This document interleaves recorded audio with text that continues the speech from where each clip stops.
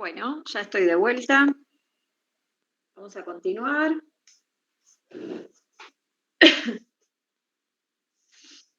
Lo que les decía es que a este límite que acabamos de aceptar, digamos, sin demostración, este límite tan importante de esta sucesión que nos da como resultado el número e, lo vamos a utilizar para demostrar o para resolver otros límites.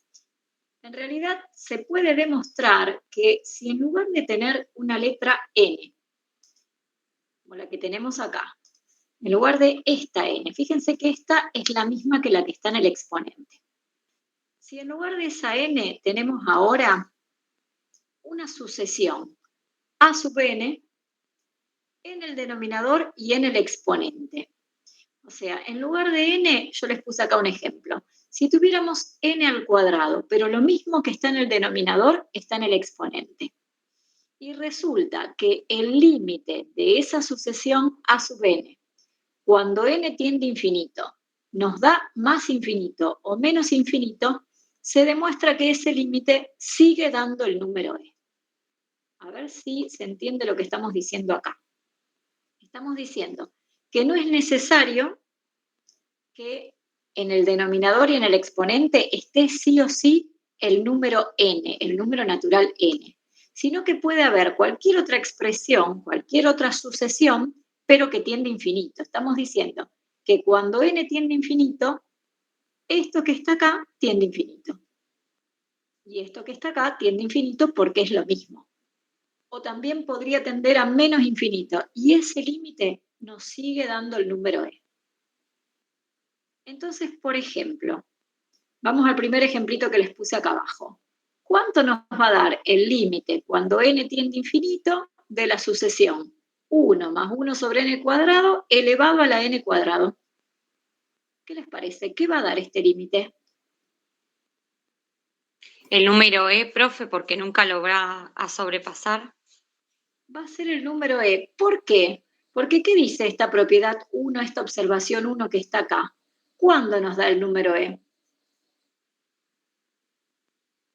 Cuando nosotros tenemos una sucesión de la forma a sub n, que cuando n tiende a infinito, ¿a qué tiene que tender eso?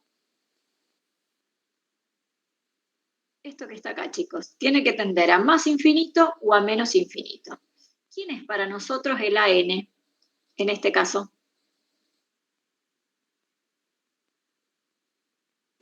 En ese caso, En n el al cuadrado. n al cuadrado. N al cuadrado, claro.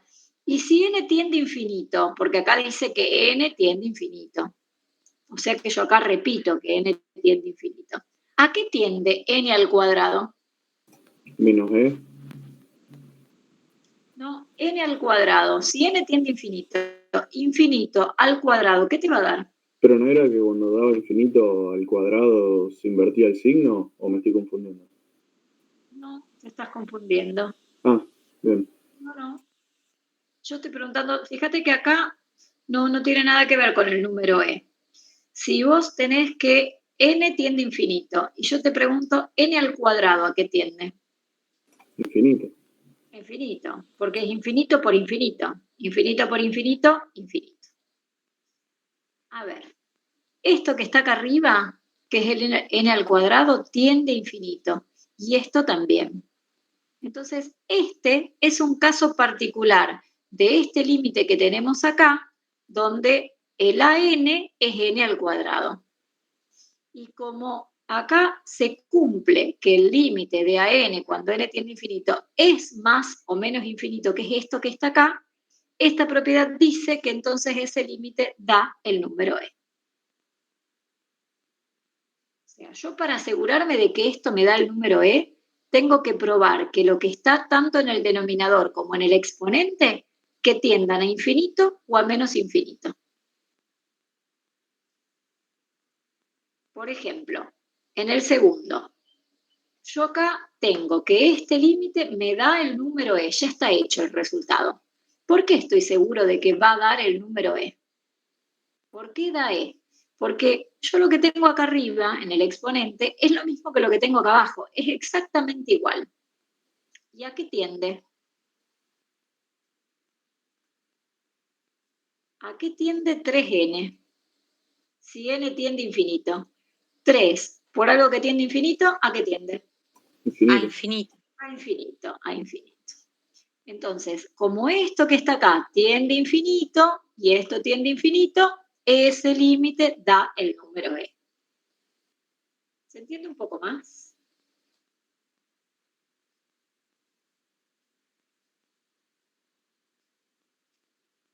O sea que no hace falta que sea así con la n, como teníamos acá. ¿Se acuerdan que acá teníamos la n? Bueno, en lugar de la n puede haber otra sucesión. Por ejemplo, 3 por n, n al cuadrado, la sucesión que quieran, pero siempre y cuando esa sucesión sea divergente, digamos, que tienda a infinito, para que el límite nos dé el número e. O sea, lo que está acá, esto tiene que tender a infinito. Eso que ponemos acá arriba, que también lo ponemos acá abajo, tiene que tender a infinito. Y se podría demostrar en general que si en lugar de tener una sucesión tenemos el límite de 1 más 1 sobre x elevado a la x, eso también da el número e. Y más aún, si en lugar de tener la x tenemos una f de x cualquiera, eso también da el número e, siempre y cuando el límite de esa f de x sea más o menos infinito. Y algo más, sí, es como que son todas extensiones, todo de lo mismo. Claro, pero la idea es que, digamos, tenemos que entender que x puede variar a más o a menos infinito, pero nunca va a dar, o sea, la cota superior siempre va a ser 3. Claro, ese límite Pero siempre va a ser el número e. Más allá de, o sea, vos necesitas que lo que está acá abajo tienda a más o a menos infinito. Vamos a ponerle que tiende a infinito. Y el resultado de ese límite siempre te va a dar el número e. claro, como los ejemplos que hizo Mateo con la calculadora, que nunca Exacto. sobrepasaba. Exacto. Listo. Exactamente. Que estos numeritos que vos hagas siempre te o sea, se van a acercar cada vez más al número e que te da la calculadora, que es aproximadamente 2,72, es 2,718. ¿Sí? Es este que tenías acá. ¿Está bien? Lo importante, fíjense, que lo que está en el exponente tiene que estar en el denominador. ¿Sí? Y a su vez que eso tiene que tender infinito.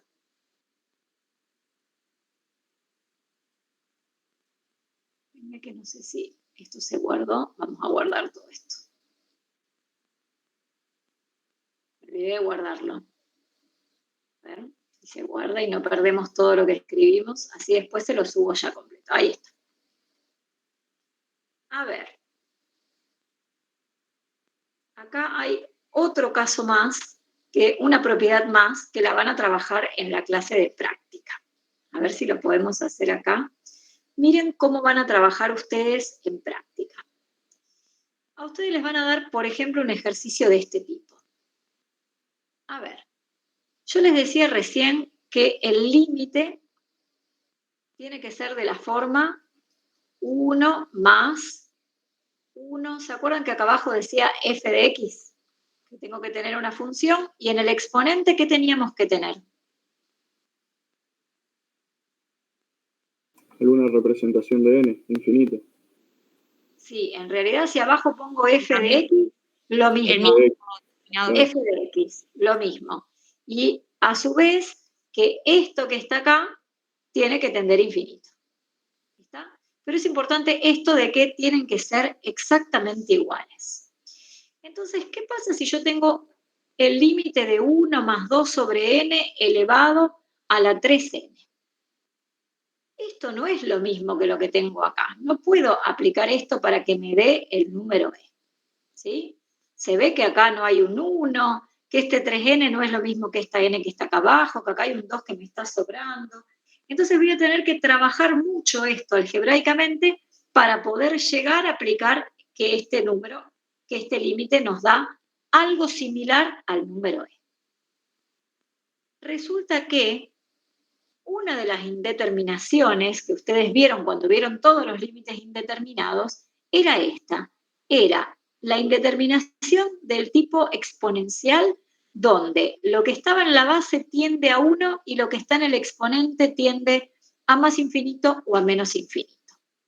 Bueno, si ustedes ahora revisan esta que está acá, si ustedes hacen que n tiende a infinito, a ver, voy a escribir acá abajo. 1 más 2 sobre n, todo elevado a la 3n cuando n tiende a infinito. Si n tiende a infinito, 2 sobre n, ¿a qué tiende? 2 sobre algo que tiende a infinito, chicos, tiende a... Infinito. Ah, no. 2 sobre infinito. A 0, profe. A 0. 2 sobre algo muy, muy grande tiende a 0. Tienen que poner a estudiar bien lo del límite porque esto si no se les va a complicar mucho, ¿eh? Ahora, 1 más algo que tiende a 0 tiende a 1.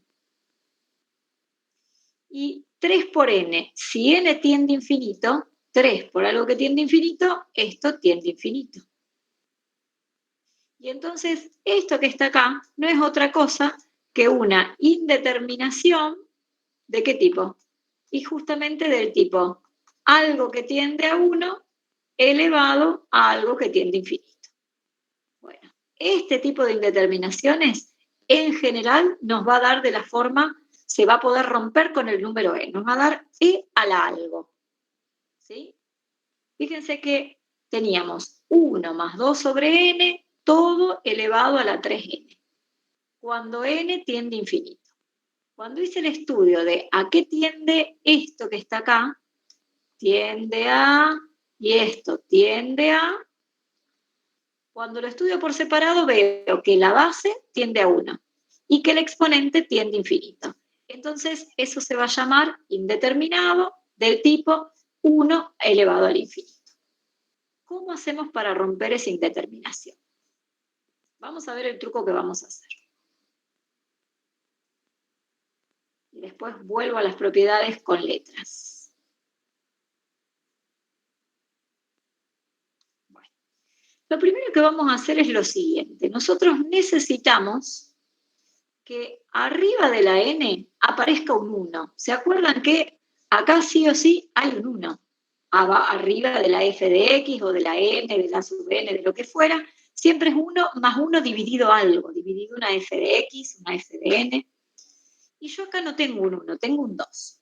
Entonces lo que vamos a hacer al principio de cualquiera de estos ejercicios es tratar de reescribir lo que esté adentro del paréntesis de esta forma, como 1 más 1 sobre algo. Entonces ahora me pregunto, ¿qué tendríamos que poner acá abajo para que cuando haga 1 dividido eso, me dé lo mismo que 2 sobre n? Yo les cuento lo que vamos a poner. Vamos a cambiarlo de lugar. Vamos a poner n sobre 2. ¿Por qué? Porque si ustedes hacen 1 dividido n sobre 2, eso es lo mismo que 2 sobre n. Es decir, si yo acá hago una columnita y pongo cálculos auxiliares,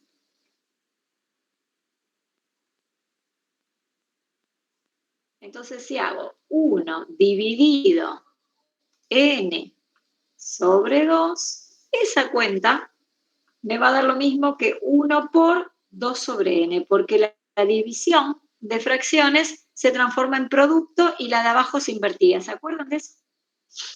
¿Les suena haber hecho eso alguna vez? Sí, profe. Bien, y entonces, ¿qué queda? 1 por 2 sobre n queda 2 sobre n.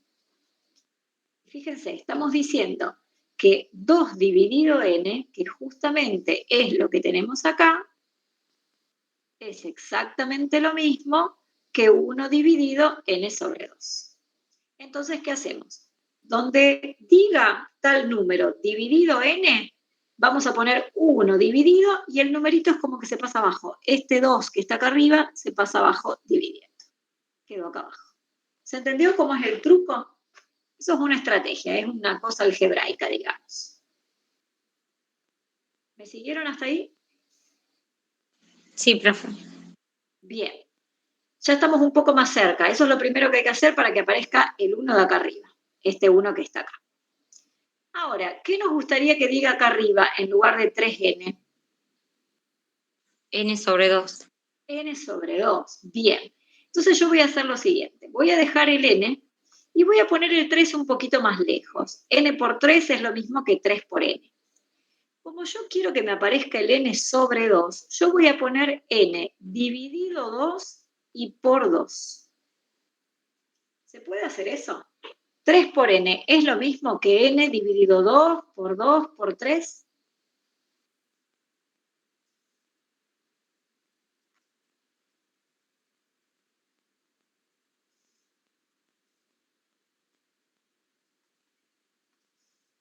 Lo que estoy haciendo es agregar lo que necesito. Agrego el dividido 2, pero como agrego el dividido 2, voy a agregar un por 2. ¿Por qué? Fíjense, porque dividir por 2 y multiplicar por 2 son operaciones inversas. Entonces, es lo mismo que me quede n por 3.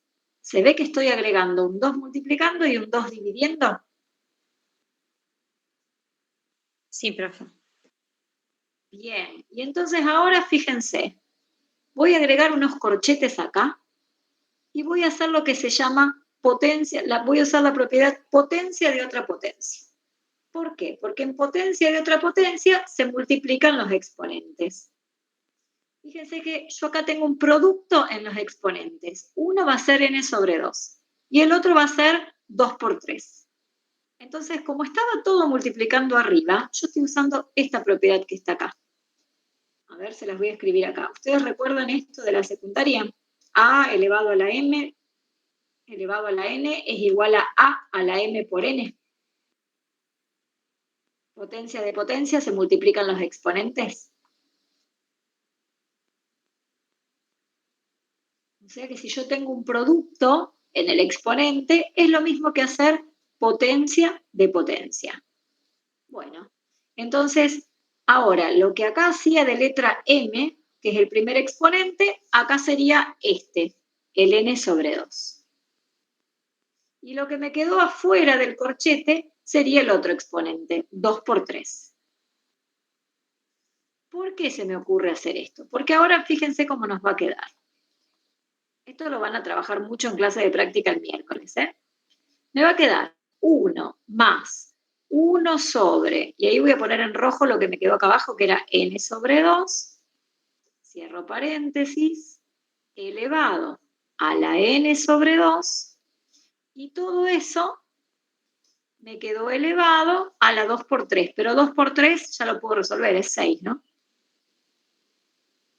¿Está bien? Fíjense que n dividido 2 por 6 me daría n por 3 y es este mismo 3n que yo tenía al principio. No estoy cambiando nada. Lo único que estoy haciendo es reescribir para poder usar la propiedad. Y entonces ahora sí, fíjense, logré que me quede exactamente lo mismo acá que acá. Me quedó como una sub n, el n dividido 2, en el denominador y en el exponente. Es como que llegué, chicos, a algo así. Algo como teníamos acá en este cuadro rosa, una n arriba y a n abajo. Ahora, cuando n tiende a infinito, n dividido 2 sigue tendiendo a infinito, con lo cual ese límite, ¿cuánto me va a dar? Me daré. Me va a dar e. Porque esto que tengo acá, que es exactamente lo mismo que esto, cuando n tiende a infinito, infinito dividido 2 tiende a infinito. O sea que todo este límite me va a dar el número e. Pero como todo eso estaba elevado a la 6, ¿qué me va a dar el resultado final de este ejercicio? E elevado a la 6. Exactamente. Eso me va a dar. Muy bien. No es tan fácil, pero tampoco es tan difícil. Van a ver que se van a ir acostumbrando. ¿Se puede Profe, muchas gracias. Sí. Yo tengo que salir a la próxima. Bueno, ya a mí no hay problema. Después yo subo la grabación. Si te parece, lo seguimos. Muchas gracias, profe. Adiós. No, de nada. Fíjense que acá hay una demostración general. A ver que lo agrando un poquitito. No, lo achiqué. Ahí. Hay una demostración general ¿Qué pasa si tenemos en el numerador un numerito c? Si tenemos el límite de la forma 1 más c sobre x elevado a la x, se puede demostrar que eso nos va a dar e elevado a la c, donde c sea una constante. ¿Cómo se hace esta demostración? Es como si para nosotros recién este c era el número 2. ¿Qué pasa con ese número c? Yo en lugar de escribirlo arriba escribo 1 dividido y abajo pongo x sobre c. Es como que esto lo invertimos, lo damos vuelta. Esa c va a parar abajo. Y ahora, como en el denominador me va a quedar x sobre c, yo lo que voy a hacer es, a esto que tengo en el exponente, que recién para nosotros era un 3n, ahora se llama x, lo voy a dividir por c y multiplicar por c. O sea, yo voy a hacer x sobre c por c, porque yo tenía una x y no la puedo cambiar a esa x. Entonces, si necesito que aparezca dividido c, divido por c y multiplico por c. Y una vez que tengo las dos cosas hechas, escribo los corchetes, porque estoy aplicando potencia de otra potencia. Y entonces, fíjense, el x sobre c que me quedó acá abajo es el mismo que me quedó acá arriba. Y cuando x tiende a infinito, x sobre c tiende a infinito. Entonces, ¿a qué tiende todo esto que me quedó dentro del corchete? Y tiende a e. ¿Y acá afuera qué me quedó? Y acá afuera me quedó una c. ¿Y entonces a qué tiende eso? Bueno, eso me quedó igual a e elevado a la c. Es decir, que el numerito c que teníamos acá arriba queda en el resultado final como un exponente. ¿Se entendió?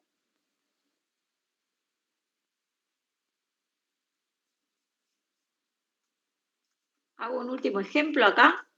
Si yo tengo el límite de 1 más 5 sobre n elevado a la n, cuando n tiende a infinito. Entonces la estrategia es, este 5 que está arriba, lo paso abajo dividiendo y arriba pongo un 1. 1 dividido n sobre 5 es lo mismo que 5 sobre n. Y a lo otro lo copio igual. Ahora, yo necesito que me aparezca n sobre 5. Y tengo solamente en el exponente n. Entonces, ¿qué vamos a hacer, chicos? ¿Qué estrategia? Multiplicamos también por 5 ahí arriba. ¿Multiplicamos por cuánto, Mateo? Por 5. Y si vos multiplicás por 5, te queda n por 5. ¿Qué más tendrías que hacer?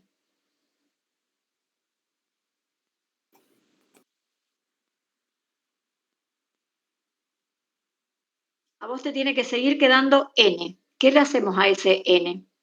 Y a la n también la dividimos por 5. Claro, a la n la dividimos por 5 y la multiplicamos por 5. Porque n dividido 5 por 5 sigue dando n. ¿Y por qué elegimos por 5 y dividido 5? Para que aparezca n sobre 5, porque es lo mismo que lo que tengo en el denominador. Y entonces ahora, fíjense, pongo unos corchetes y entonces me queda potencia de potencia, es decir, todo esto es igual a esto, y, o sea, el producto de exponentes se transforma en potencia de potencia. ¿Por qué lo quiero hacer como una potencia de otra potencia? Porque ahora estudio lo que está dentro del corchete. Y como n sobre 5 es lo mismo, esto tiende al número e.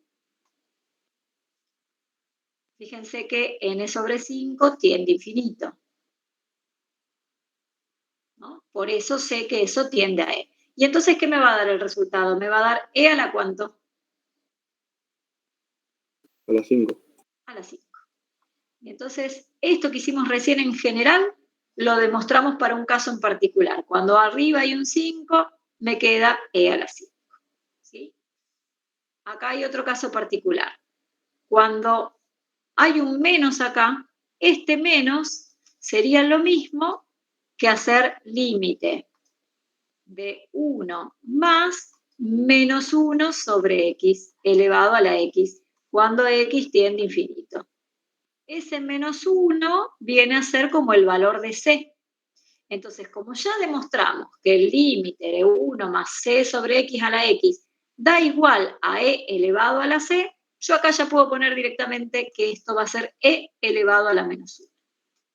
Y E elevado a la menos 1 es lo mismo que el número 1 sobre E, porque el exponente menos 1 me da el recíproco.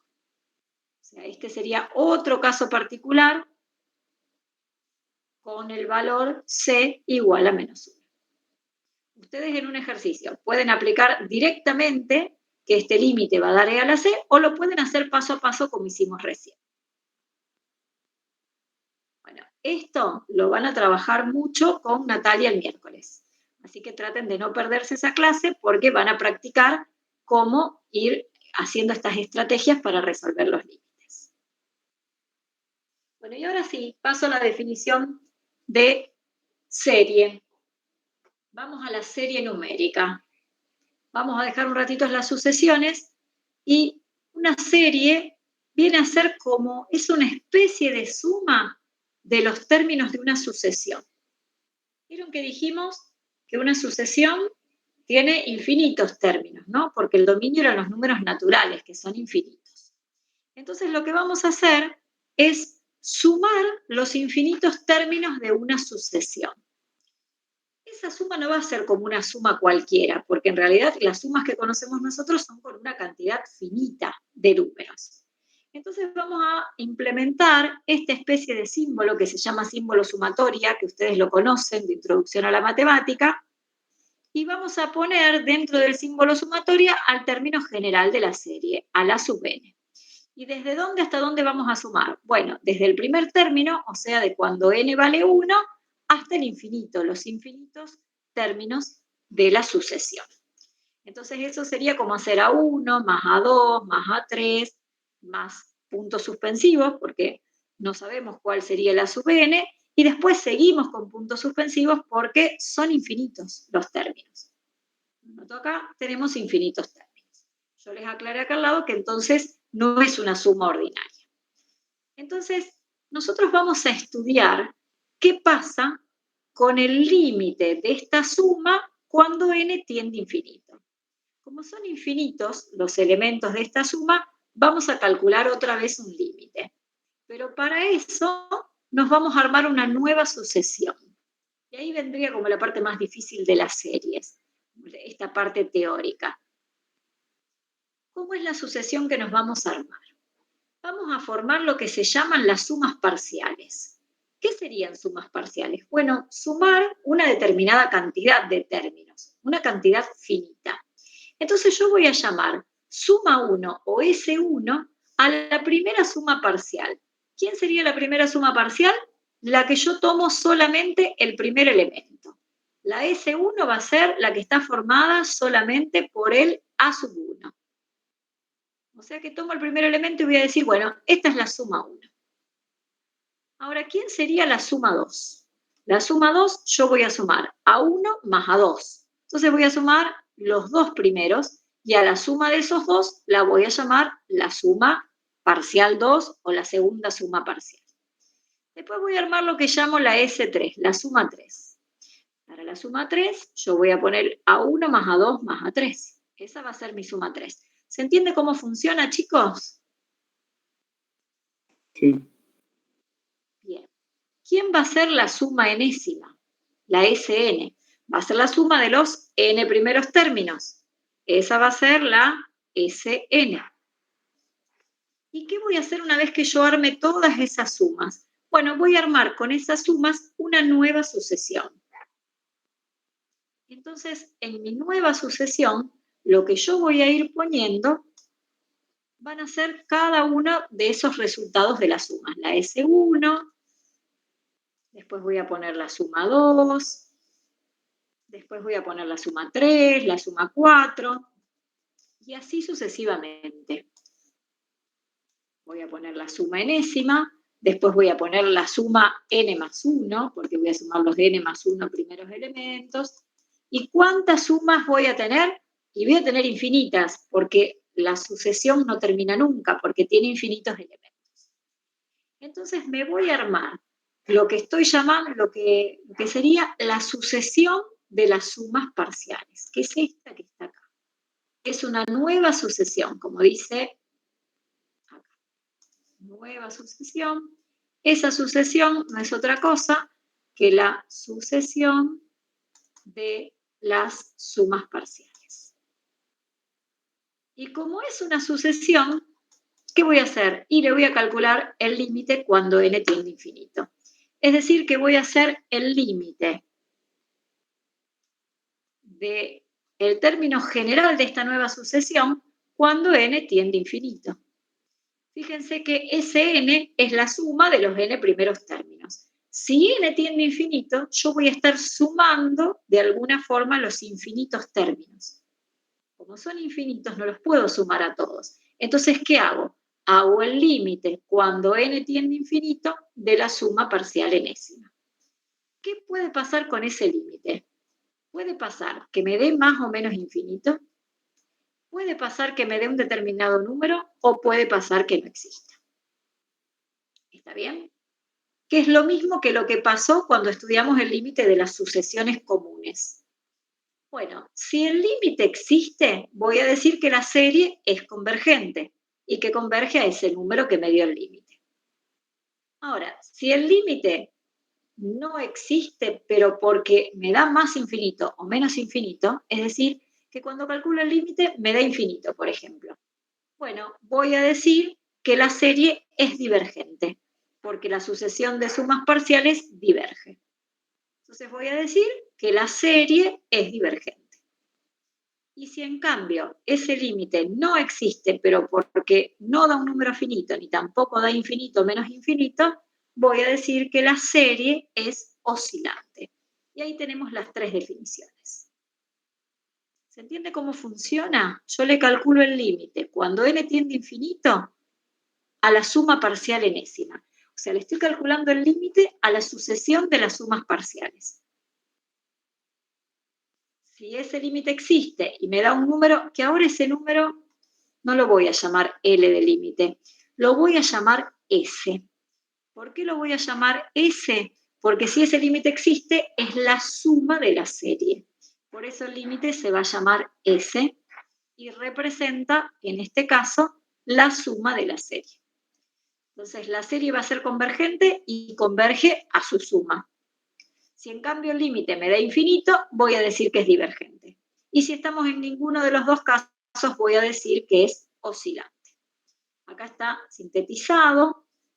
Yo a la serie la voy a representar mediante el símbolo sumatoria y lo que va a caracterizar a la serie es que voy a poner un más infinito acá arriba. ¿Sí? Y voy a tener el término general.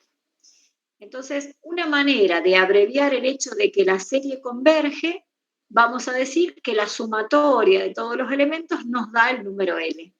Y en cambio, cuando diverge, vamos a decir que esa serie tiende a infinito. Entonces, como que la suma nos hubiera dado más o menos infinito. Fíjense que para que sea convergente, el límite de la suma parcial de la serie va a tener que ser un número finito y ese número va a representar a la suma de la serie. En general lo nombramos con la letra S. Habría que cambiar el PDF y poner que valga S, pero le mantenemos la letra L porque es el mismo límite que estábamos calculando antes. Calcular el límite de una serie es bastante más complicado que calcular el límite de una sucesión, ¿sí? Entonces lo que vamos a hacer es, en lugar de estudiar series cualesquiera, vamos a estudiar solamente unas series muy particulares que se llaman series geométricas. Entonces ahora les voy a contar cómo son las series geométricas. Fíjense lo que tenemos acá. Dice sumatoria con n de 1 infinito de a por q elevado a la n menos 1. Quedó espantoso esto acá como algo nuevo. Vamos a concentrarnos en esto que tenemos a la derecha. Fíjense que primero hay una letra A. Esa letra A representa al primer término de la serie. Ahora, fíjense cómo es el segundo término. El segundo término es A por Q. Es decir, a esta A la estamos multiplicando por un determinado número que se llama Q. Entonces, para obtener el segundo término de la serie, yo tomé el primero y lo multipliqué por Q. Ahora, ¿qué pasa si yo a todo esto lo vuelvo a multiplicar por Q? A por Q ¿qué me va a dar? ¿Están de acuerdo con que esto es lo mismo que A por Q al cuadrado? Y entonces me va a dar el término que sigue. Y si yo a A por Q al cuadrado, lo vuelvo a multiplicar por Q, ¿qué me da?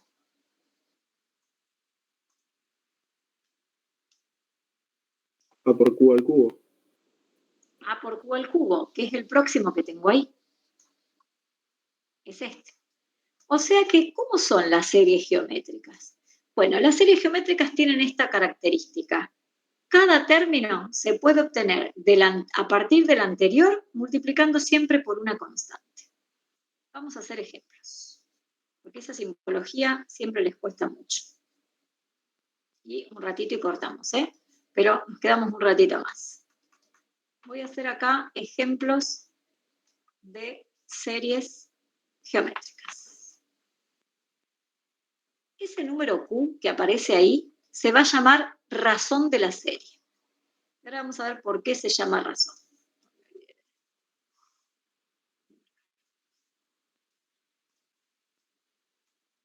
Por ejemplo, yo voy a decir 2 más 6 más 18 más 54. Miren que acá son todos numeritos, nada de letras.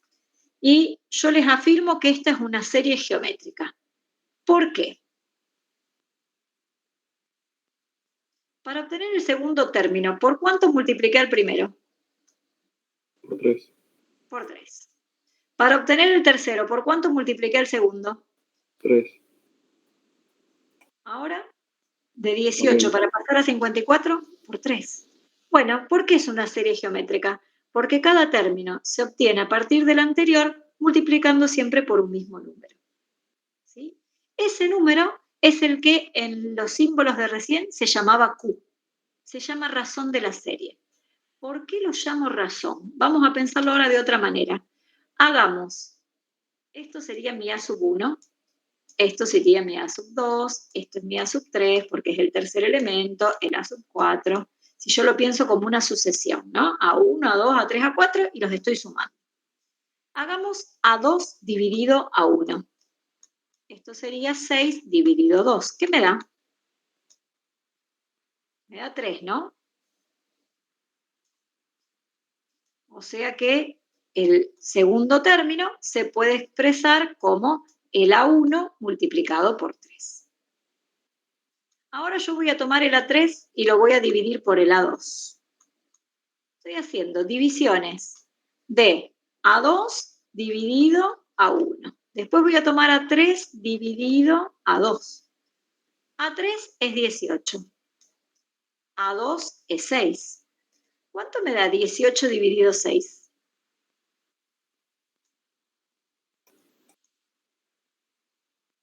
Me vuelve a dar 3, ¿no? Entonces fíjense que el elemento A3 es lo mismo que hacer el A2 multiplicado por 3. Si yo sigo, si hago A4 dividido A3, eso me va a dar 54 dividido 18 y eso me vuelve a dar 3. Bueno, cuando ustedes dividen en una serie un término dividido el anterior y siempre da el mismo número, se trata de una serie geométrica. Y ese número, que es el resultado de dividir un término dividido el anterior, es lo que llamamos la razón de la serie. Una razón es un cociente. La razón de esta serie es lo que se simboliza con la letra Q y nos da 3. Y se trata de una serie geométrica. Se llama serie geométrica cuando es de esta forma. Cuando cada término se obtiene a partir del anterior, multiplicando siempre por una razón, por un número constante. ¿Y quién sería el primer término de la serie? Bueno, el primero es el primero, que figura primero, es A1, en este caso es el número 2. Bueno, en general, al primer término se lo simboliza con la letra A. Entonces, si yo quiero generalizar esto, tendríamos que hacer más ejemplos, ¿no? Pero en general, para que sea una serie geométrica, el primer elemento, al primero lo llamo A. Y si la razón es Q, el segundo va a ser el primer elemento de la serie multiplicado por Q. ¿Y luego qué vamos a hacer? Si al primero ya lo multipliqué por Q y me dio A por Q, ¿ahora qué tengo que hacer? Volver a multiplicar por Q. ¿Pero qué me da A por Q si lo vuelvo a multiplicar por Q? ¿Qué nos da?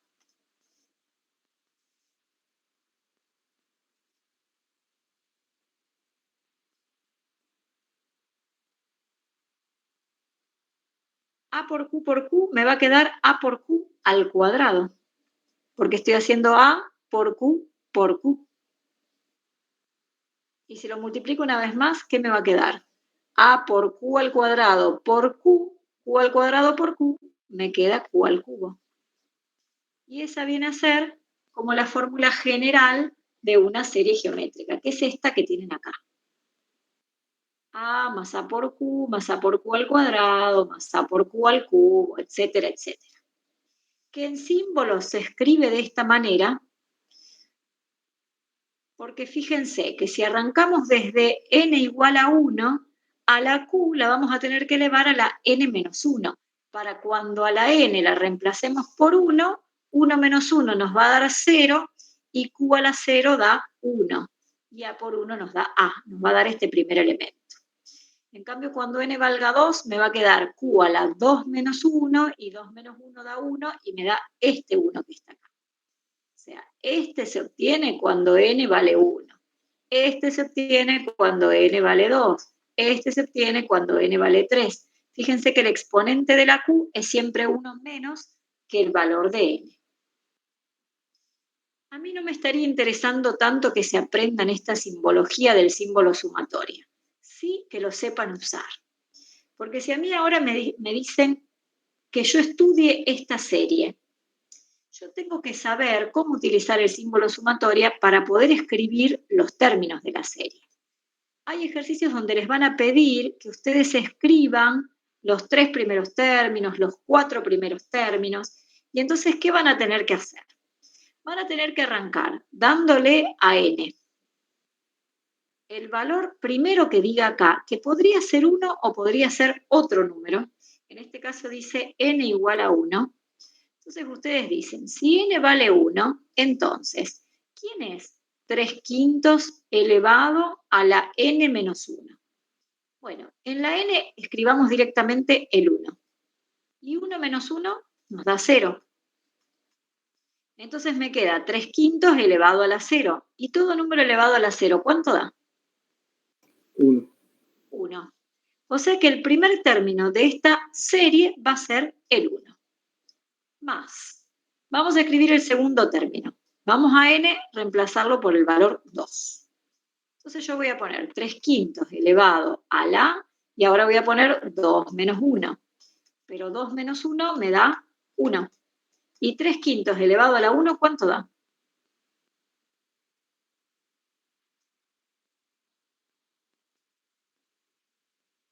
3/5 también. 3/5, porque elevar a la 1 me da el mismo número. O sea que cuando n vale 2, el resultado de hacer 3/5 a la n menos 1 me dio 3/5. ¿Qué pasa ahora si n vale 3? Tengo que hacer 3/5 elevado a la 3 menos 1. O sea que me queda 3/5 elevado a la 2. Pero 3 por 3 es 9, 5 por 5 es 25. O sea que acá me da 9/25. Y por último, busco otro valor, el próximo valor de n, tengo que ir tomando uno por uno en orden, ¿no? Si n vale 4, me queda 3/5 elevado a la 4 menos 1, son 3/5 elevado al cubo, 3 al cubo 27, 5 al cubo, 5 por 5 por 5, 125. Me va a dar 27 arriba, 125 abajo. Ahí tengo los 4 primeros términos de la serie. La serie sigue. Este sería el término 1, este sería el término 2, este sería el término 3, este sería el término 4. Me pregunto, ¿es una serie geométrica? ¿Sí o no?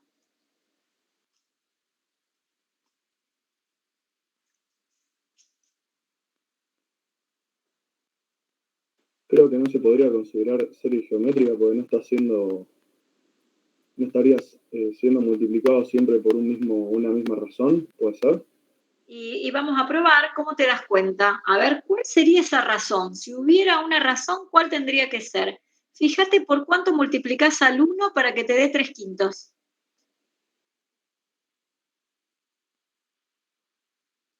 O 3/5.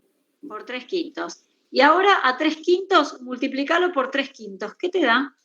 Ah, sí, entonces sí es 3 por 3, 9, 5 por 5, 25. Y a este multiplicalo por 3/5. También. 9 por 3, 27, 25 por 5. O sea que sí es una serie geométrica, porque cada uno se obtuvo a partir del anterior multiplicando siempre por 3/5. Entonces, es serie geométrica y la razón es 3/5. ¿Sí? Ahora mira, vamos a ver la próxima, la anterior, la del ejercicio 1, que ya está desarrollada, tiene los 4 primeros términos. 1 más 2 tercios más 4 novenos más 8 sobre 27. El primer término otra vez nos da como resultado 1. Cuando el primer término es 1, es muy fácil ver cuál sería la razón, ¿no? Porque yo hago 1 por cuánto me da 2 tercios. 1 por cuánto da 2 tercios. Y por 2 tercios. Y ahora si hago 2 tercios por 2 tercios, ¿me da el próximo? Sí. Sí, me da 4 novenos. Y si ahora hago 4 novenos por 2 tercios, 8/27. 8/27. Miren, yo voy haciendo así. Tomo el primero y me fijo por cuánto lo multiplico para que me dé 2 tercios. Y es por 2 tercios. Entonces ahora, al 2 tercios lo multiplico otra vez por 2 tercios, me da 4 novenos. Lo multiplico por 2 tercios, me da 8 sobre 27. Entonces, de acá, ¿qué deduzco? Que sí es geométrica y que la razón Q vale 2 tercios. ¿Estamos de acuerdo? Bueno, resulta que se demuestra que si una serie es geométrica, entonces, dependiendo de cómo sea el valor de Q, que sería la razón de la serie, esa serie será o convergente o divergente o puede ser oscilante. Y ese estudio se hace en base a la sucesión potencial que estudiamos esta mañana temprano. Cuándo era convergente, cuándo era divergente. Pero bueno, en el libro está hecha toda la demostración, por si alguno la quiere ver, no se las vamos a tomar. Y se llega a la siguiente conclusión. Acá viene lo que más nos importa para resolver los ejercicios. Es analizar el carácter de la serie, si será convergente o si será divergente. Y el resultado es este. La serie geométrica va a ser convergente solamente si el valor absoluto del número Q es menor.